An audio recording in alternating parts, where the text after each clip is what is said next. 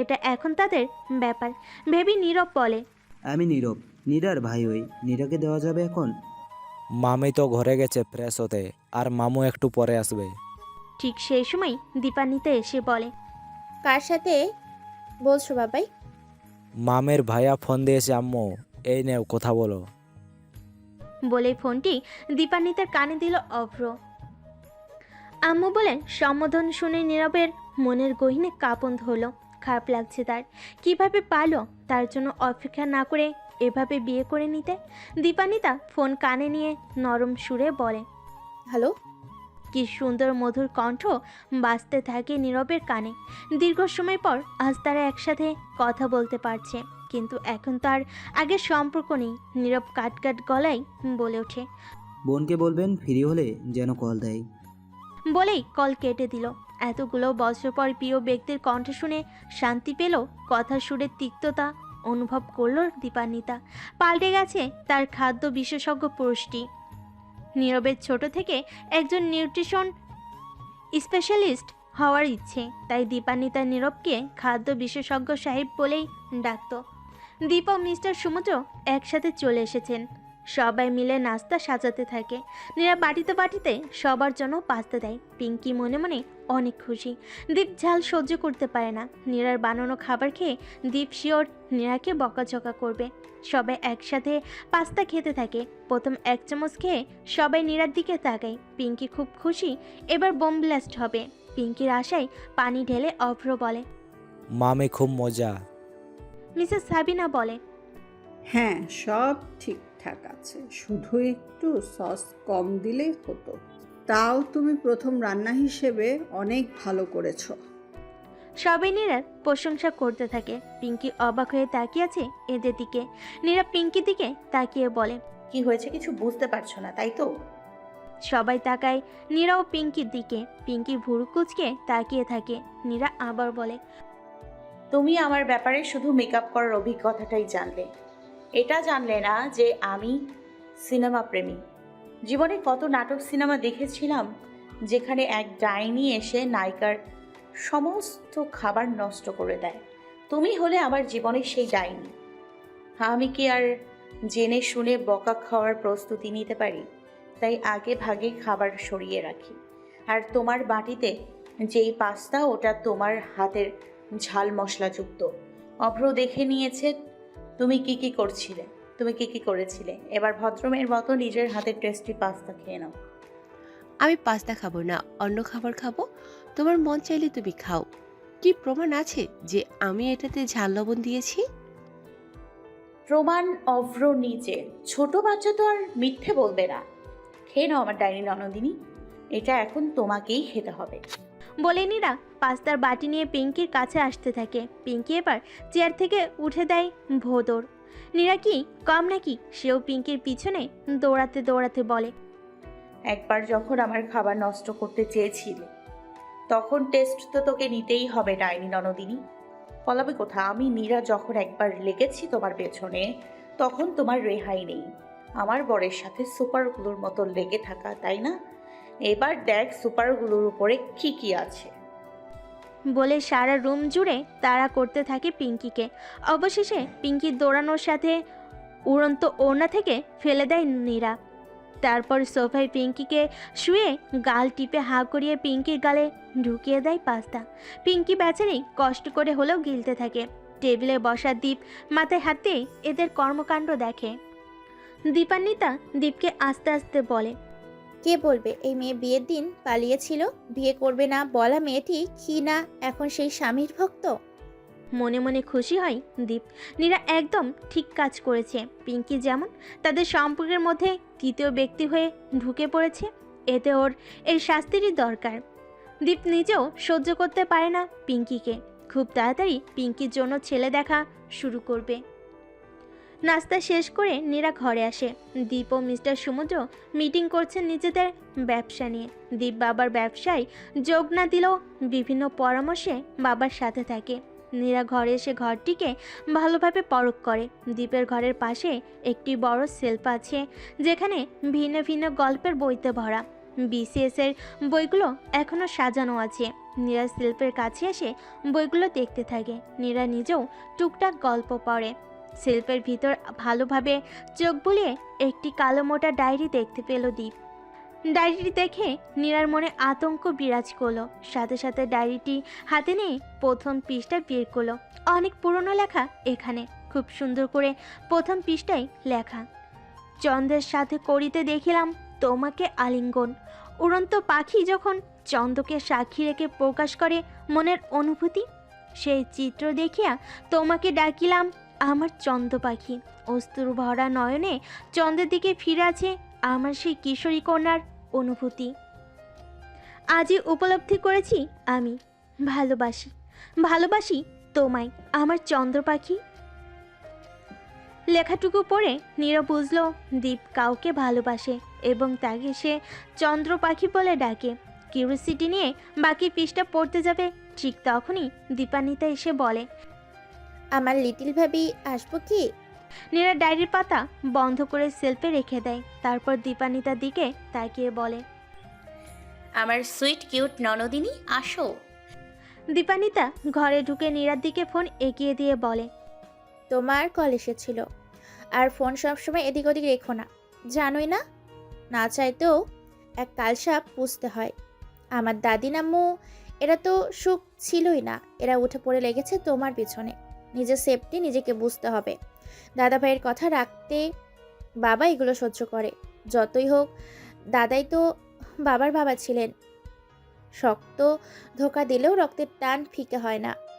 আমার বাবা তার প্রমাণ। তাই বলছি, যতটুকু পারো নিজের জিনিসগুলোর প্রতি যত্নশীল হও। পিঙ্কি এখন কেমন আছে? আমি ওকে লেবুর রস খাইয়ে দিয়েছি, ঝাল কমেছে অনেকটাই, এখন ঘুমিয়ে আছে। তোমার খাদ্য বিশেষজ্ঞ ভাই কল দিয়েছিল অনেক আগে, বলতে ভুলে গিয়েছিলাম।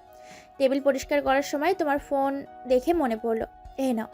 বলে দীপান্বিতা ঘর থেকে বের হতে নিবে, কিন্তু নীরার কথাই থমকে গেল। নীরা বলে ওঠে, আমার ভাইয়ের কথা উঠলে তোমার গলা কাঁপে কেন? অন্য সময় কথা বলতে গেলে তো এমন হয় না। দীপান্বিতা এক দীর্ঘশ্বাস ছেড়ে বলে, তোমার বুঝতে ভুল হয়েছে হয়তো, তেমন কিছুই নেই আমার গলার ভিতর। অন্যদের বেলায় যেভাবে কথা বলি তোমার ভাইয়ের বেলাও সেইভাবেই কথা বলি। বলে প্রস্থান করে দীপান্বিতা। দীপান্বিতা পিছন ফিরে কথা বললেও আয়নায় দীপান্বিতার চোখের পানি দেখতে পায় নীরা। বুক সেলফের পাশে যে আড়াআড়িভাবে আয়না রাখা আছে, সেখানে দীপান্বিতার এক পাশ খুব ভালোভাবেই দেখা যাচ্ছে। দীপান্বিতার চোখ থেকে বের হওয়া অশ্রুর রহস্য বুঝতে পারল না, কিন্তু কিছু একটি কাহিনী তো আছে এবং তা ভালোবাসার পর্যায়ে এটা উপলব্ধি করতে পারছে নীরা। বেশি কিছু না ভেবে নীরবকে কল দেয়। সাথে সাথে কল রিসিভ করে নীরব বোনকে দেখে বলে, তোর জন্য একটি সারপ্রাইজ আছে, শুধু তুই না বাসার সবার জন্য। বলতো কি সেই সারপ্রাইজ? ক্যাডার সাহেবকে বিয়ে করে যে সারপ্রাইজ হতে হয়, তাতে তোমার দেয়া নতুন সারপ্রাইজ মাথায় আসছে না। তুমিই বলে ফেলো। হো হো করে হেসে দেয় নীরব। দীপকে নীরব ভালো করে জানে, একসাথে প্রায় চায়ের দোকানে আড্ডা জমাতো। নীরব যেত দীপান্বিতার হয়ে দীপকে পটাতে।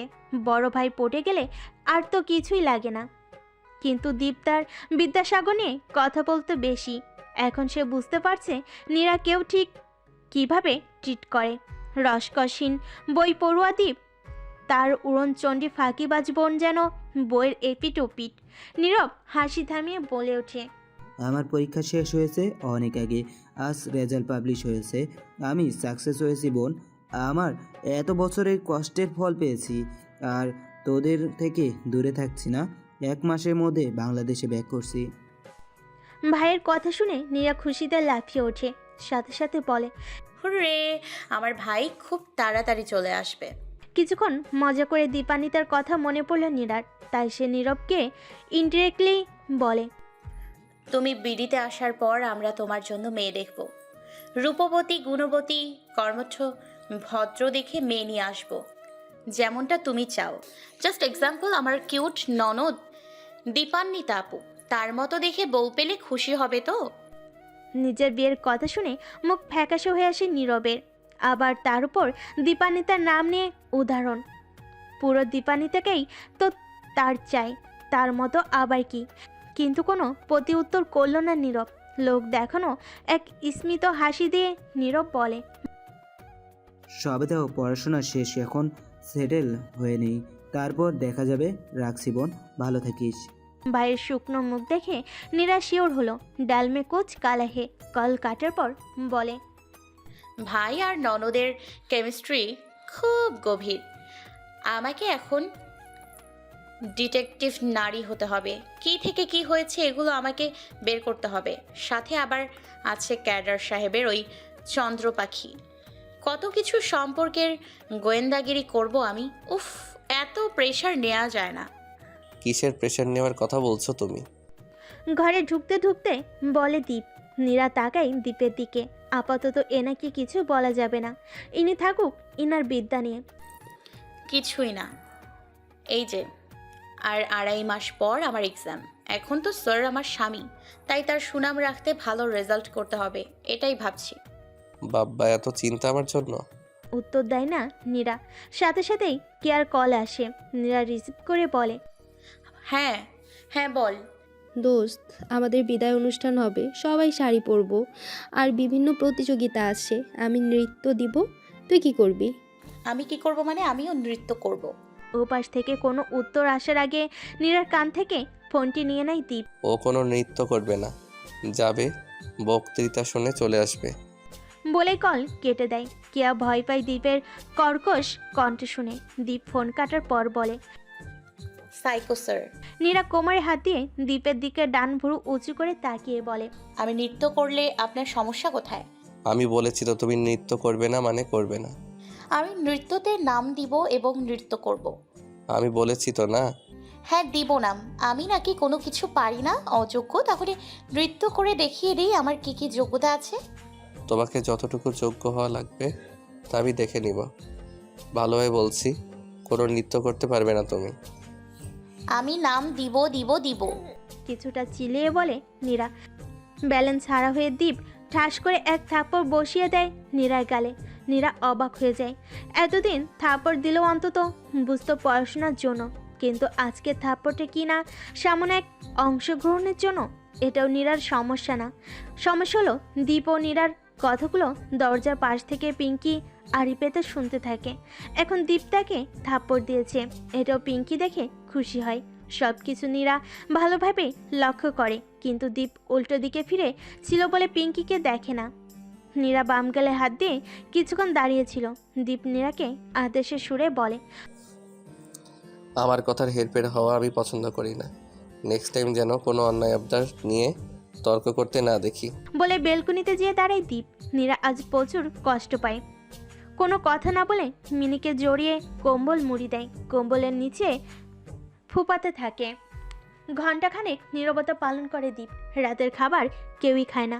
দীপানিতে এসে দেখে নীরা ঘুমিয়ে আছে। দীপও বেলকুনিতে চুপচাপ। ভাই রেগে থাকলে দীপানিতেও কোনো কথা বলে না। রাগের সময় দীপের মাথা কাজ করে না, তাই তখন সবাই নীরবতা পালন করে। 11টার দিকে ঘরে এসে দীপ দেখে নীরা ঘুমিয়ে গেছে। কোলে মিনিকে নিয়েছে। হালকা হাসে দীপ। ঘুমন্ত নীরার অতি নিকটে এসে নীরার মাথায় হাত বুলিয়ে দেয়। নীরার মাথায় হাত বুলিয়ে দিতে দিতে বলে, আমার চন্দ্র পাখিকে কারোর সামনে যোগ্য প্রমাণ হতে হবে না। সে যেমন আছে তেমনই বেস্ট। আমি তো আমার এই দুষ্টু মিষ্টি বউকে বেশি ভালোবাসি। কেন হতে হবে তোমাকে সবার সামনে পারফেক্ট? তুমি আমার কাছে এমনিতেও পারফেক্ট। সবার সামনে কোমর দুলে ধেই ধেই করে নৃত্য করবে আর ছেলেরা তাকিয়ে থাকবে, এটা আমি কিছুতেই সহ্য করব না। এটা তো এক অন্যায় আবদার। তুমি কেন অন্য ছেলেদের সামনে নাচতে যাবে? তুমি আমার জীবনে আমার ব্যক্তিগত নারী, আমার চন্দ্র পাখি। বলে ঘুমন্ত নীরার বাম গালে গুনে গুনে 10টি চুম্বন এঁকে দেয়। তারপর লাইট অফ করে অন্য পাশ হয়ে ঘুমিয়ে পড়ে। দীপ লাইট অফ করার সাথে সাথে চোখ মেলে তাকায় নীরা। সে এতক্ষণ চোখ বন্ধ করে হালকা নিদ্রায় ছিল। গভীর নিদ্রা তখনও বিরাজ করেনি নীরার চোখে। অন্ধকার রুমে বাইরে থেকে আসা চাঁদের আফসালই দেখতে থাকে দীপকে। তারপর তার বাম গালে হাত দিয়ে অনুভব করলো এইমাত্র তার ক্যাডার সাহেব তাকে চুম্বন এঁকে দিল, তাও আবার গুনে গুনে 10টি। যখন দীপ এই কাজ করছিল নীরার হৃৎপিণ্ড কেঁপে উঠছিল। দীপের মুখে চন্দ্র পাখির নাম শুনে নীরা বুঝতে পারল ডায়েরির ওই কন্যাটি কেউ না, বরং সে নিজে। সময় করে দীপের অগোচরে পড়তে হবে ডায়েরিটি, জানতে হবে দীপের মনে তাকে নিয়ে বিচরণ করা অনুভূতি। সকাল সকাল ঘুম থেকে উঠে নীরা ফ্রেশ হয়ে চলে গেল রান্নাঘরে। তখন ঠিক 7টা বাজে, শীতের সকাল। নীরার মতো মেয়ের এই সময় কম্বল জুড়িয়ে ঘুমানোর সময়, কিন্তু সে আজ রান্নাঘরে, তাও কাঁপতে কাঁপতে এসেছে। মিসেস সাবিনা, মিসেস শিউলি ও দীপানিতা যখন নীরাকে দেখে ভূত দেখার মতো চমকে যায়। নীরা তাদের তাকানো দেখে চোখ ছোট ছোট করে জিজ্ঞেস করে, কি হয়েছে? মিসেস শিউলি শাড়ির উপর চাদরটা ঠিক করতে করতে বলে, নাদবো, তুমি তো এত সকালে উঠবার পাত্রী না, আজ কি দেখা উঠলা?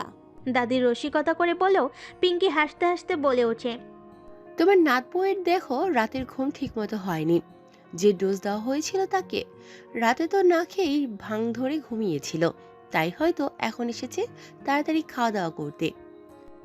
নীরা কাজের রমণীদের মতো করে ওড়না কোমরে বেঁধে বলে, আমার বর একটু পরে নিজের কাজে যাবে, বউ হয়ে তো আর ঘরে বসে থাকতে পারি না, ডাইনিদের নজর পড়ে যাবে যে, তাই আমার জামাইয়ের উপর দিয়ে নজর দোষ সরানোর পায়তারা করতে শুরু করেছি। কেউ বুঝলো না কথার মানে, কিন্তু এইটুকু বুঝেছে যে পিঙ্কিকে ইঙ্গিত করে বলেছে। দীপানিতা বলে ওঠে, মানে? একটু পর আমার উনি ঘুম থেকে উঠবেন।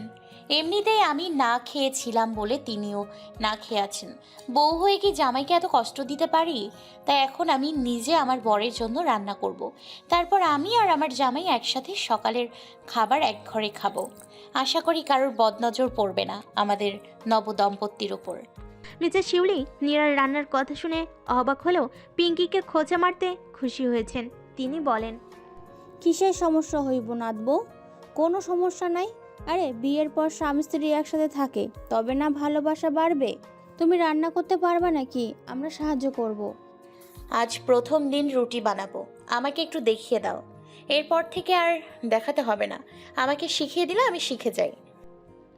সবাই মিলে নীরাকে সাহায্য করলো। সাহায্য বলতে মুখে মুখে বলে দেয়, আর নীরা সেভাবে আটা মাখিয়ে রুটি বেলতে থাকে। সবজি সিদ্ধ করে দেয়, তারপর তেলে দিয়ে ভাজি করে।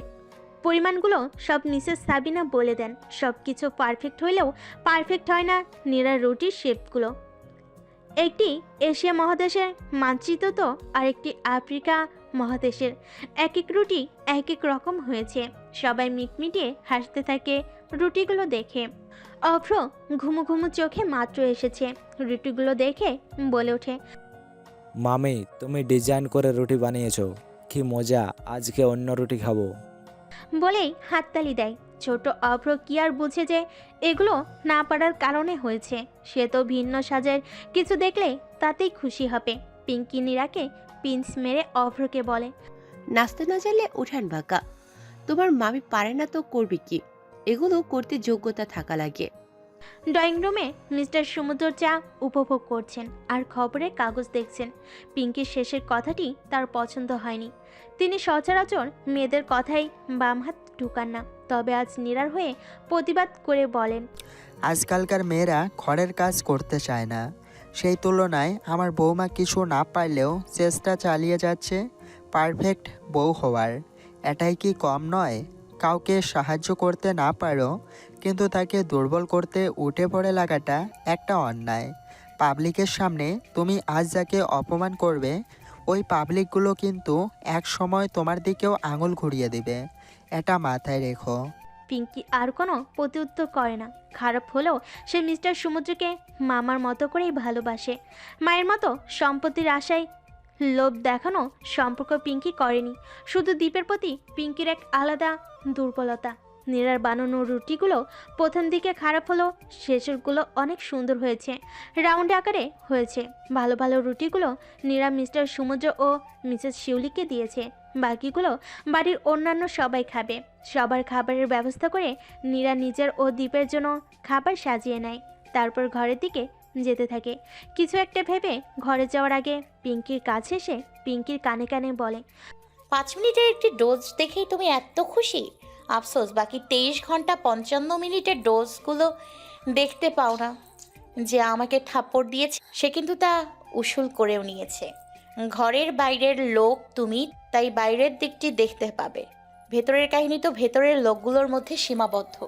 কথাগুলো বলেই নীরা চোখ টিপ দিল, তারপর প্রস্থান করলো ঘরের দিকে। ঘরে এসে নীরা দেখলো দীপ ঘুমিয়ে আছে। ঘুমের ঘোরেও কিনা তার চোখে চশমা।